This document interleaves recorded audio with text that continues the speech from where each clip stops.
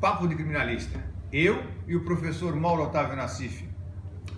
Eu e o grande criminalista Mário de Oliveira Filho, advogado renomado no país inteiro e conselheiro titular da Ordem dos Advogados do Brasil de São Paulo.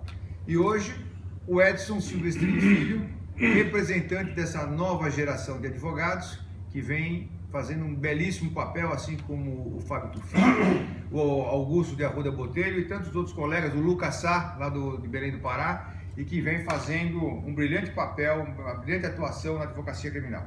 Bom, Quero falar. Você tem a palavra, professor. Muito bem. O nosso tema de hoje, que depois você vai dissertar, e o Edson também, é a questão da prisão em segundo grau. A prisão já sem trânsito em julgado. Tá pegando fogo isso. Como o nosso tema é pequeno, como o nosso tempo é pequeno, eu vou tentar resumir o mais rápido possível informações úteis para o telespectador, para o internauta, coisa útil, não discussão de sexo dos anjos. Primeira coisa, o inferno tem reservado já 7 lugares para os 7 ministros que votaram contra, na minha opinião, essa questão de mandar para a cadeia uma pessoa que não tem trânsito em julgado. O inferno já tem 7 lugares bem reservados. Aonde eu quero chegar? Aí que vai a informação útil, rapidamente. É o seguinte, muito se fala em recurso para as organizações dos Estados americanos, recurso para a Comissão de Direitos Humanos de Washington. Tudo isso é bobagem. O Supremo decidiu, está decidido, só o Supremo é que pode voltar atrás. Então, qual é a informação útil? É fazer o acusado fugir.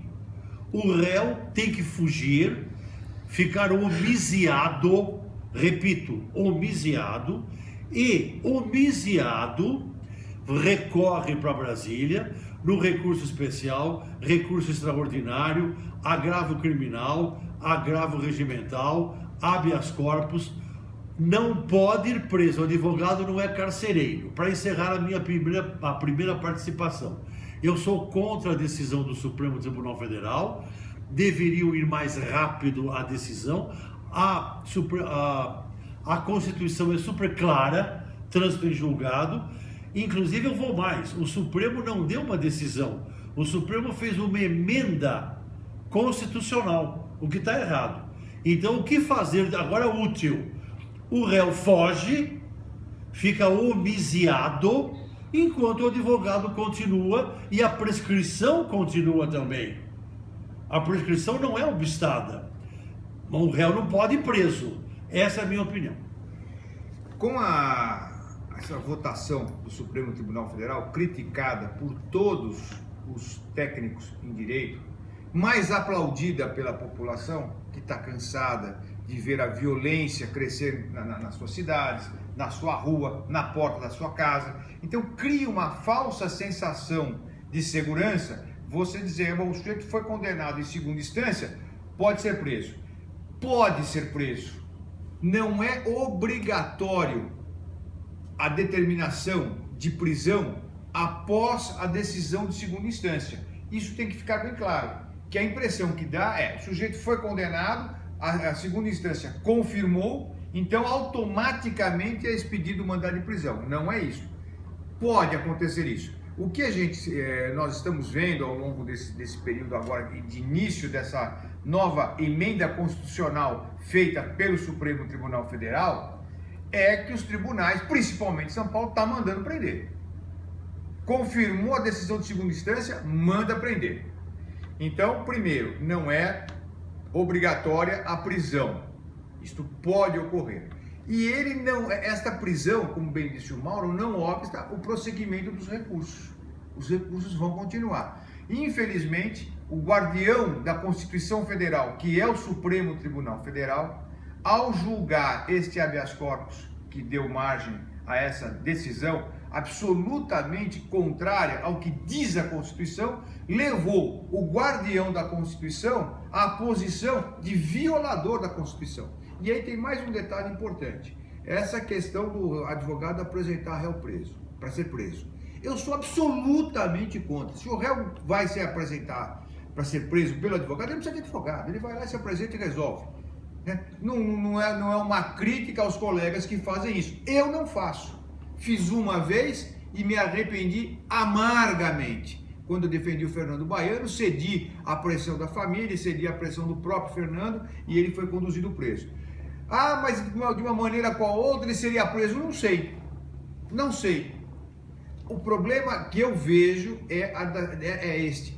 O advogado não tem que apresentar o réu preso. Nós tivemos um caso grande no Rio de Janeiro, de altíssima repercussão, no caso de homicídio, aonde a imprensa ficou martelando quase que um mês direto, coisa inédita, um mês, Fantástico, o Fantástico é o órgão oficial da acusação, né? Fantástico, Jornal Nacional, Jornal da Band e tantos outros, pressionando pela prisão da menina, era uma homicida, e em momento nenhum eu me propus a entregar para ser presa.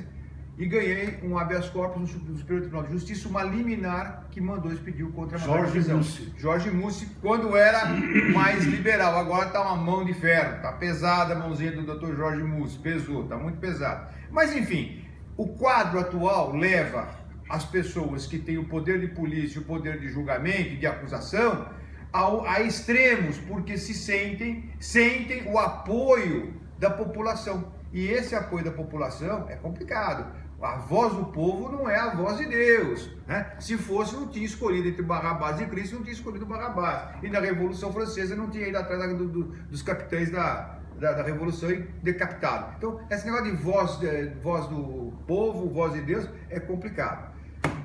Você, meu querido amigo Edson Silvestrin Filho, advogado da nova geração, formado só há 12 anos, já está começando ainda. Como é que é esse negócio? Como é que vocês estão, os jovens advogados estão vendo isso? Preocupante, é uma decisão que vai afetar muito o país. E eu queria até trazer um dado para a discussão de vocês. Hoje... Para nossa, né? De vocês que estão assistindo a gente, todos. Hoje... participe, viu? Dê seu palpite. Hoje, a cada 100 decisões do Tribunal de Justiça de São Paulo, 62 são reformadas pelos tribunais superiores. Entrando nessa nova decisão, hoje, 62 pessoas seriam presas e que depois seriam soltas por erro do Poder Judiciário. E essas pessoas ficaram presas 3, 4, 5, 10 anos até uma decisão do Tribunal Superior. Se recuperou, virou mais criminoso. O que será dessas pessoas? Quem pagará o período que ele ficou preso erroneamente? Conta, né? É uma conta que fica em aberto. Nas cadeias de primeiro mundo que temos no país hoje. Cadeia não é bom lugar nenhum do mundo, mas as nossas são piores ainda.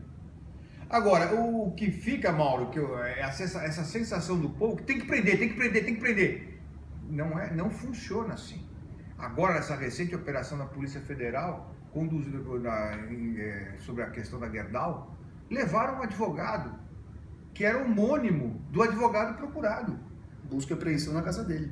E o advogado falando, isso foi feito na frente dos meus filhos, da minha esposa, num prédio de alto padrão, as pessoas vendo, o zelador vendo, o síndico vendo, eles saem numa viatura da Polícia Federal, com aquele aparato, né, que parece que vão para a guerra, todo de preto, metralhadora, fuzil, bazuca, para conduzir um advogado, e não era o advogado, era outra pessoa. Mas o nome era parecido. Tem número de RG, tem número de CPF, tem endereço. Quer dizer, quando se deram conta do grande erro que ele estava alegando desde o início, ele já estava dentro de uma delegacia da Polícia Federal. Há horas. Há horas. Mauro. Não, o tema é muito fecundo. Sim. O que se resume disso? Na minha opinião. Advogado, não apresente seu cliente para ser preso. Você não é carcereiro. Segundo, não é obrigatória a prisão após a decisão de segunda instância. Não é. Mesmo sendo decretada, os recursos não são obstados, cabe recurso especial, cabe recurso extraordinário, cabe habeas corpus, e numa dessas ações você pode, evidentemente, conseguir alguma coisa, algum benefício ao seu cliente.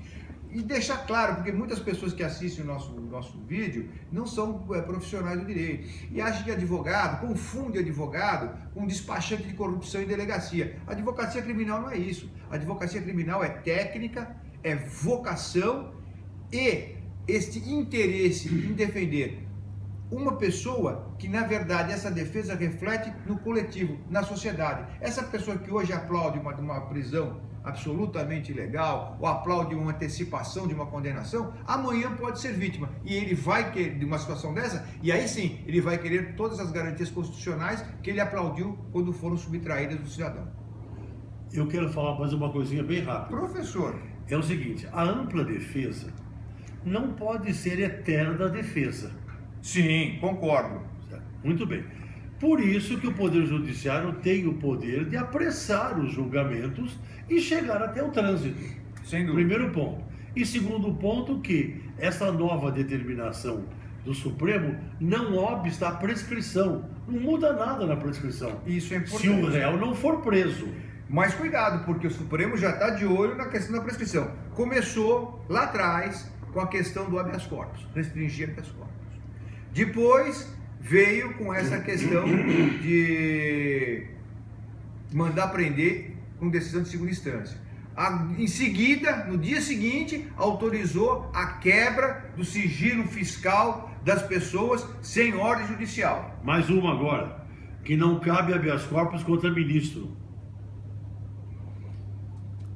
E outro assunto importante é que eles dizem que essa prisão irá diminuir o número de recursos aos tribunais. Pelo contrário, Não é irá verdade. aumentar. Não é contrário. verdade. Porque os recursos normais continuarão sendo Continuarão, impetrados e normal. interpostos e os habeas corpus aumentarão em número O réu de preso todos que serão continua presos. recorrendo. Continua Só tá preso. recorrendo. Bom, enfim, coisas da Muito- advocacia criminal. Muito bom esse tema. E não para por aqui, nós vamos voltar com outras considerações. Coisas da advocacia criminal, o advogado criminal é um eterno batalhador, é um eterno inconformado, é recurso, é habeas corpus, é postulação auricular, é sustentação oral, essa é a vida da advocacia criminal. Por isso, não são todos os advogados que são criminalistas, e dentro do universo dos criminalistas, nós temos também um número restrito de advogados abnegados e que não se dobram. Eu fico muito triste quando eu vejo matérias falando sobre a respeito principalmente essa questão do STF, e advogados aplaudindo sobre a falaciosa argumentação de que a impunidade tem que ter fim. Ela não vai ter fim com a diminuição dos recursos garantidos pela Constituição Federal. Riscaram a Constituição Federal, que dizia que só pode ser preso ou perder seus bens após o trânsito julgado da sentença condenatória. Riscaram e colocaram após decisão de segunda instância. Ou seja, como diz bem o Mauro e reafirmou Não foi o Edson, decisão. não foi decisão, foi uma emenda constitucional. Foi uma aberração. Papo do criminalista. A gente volta.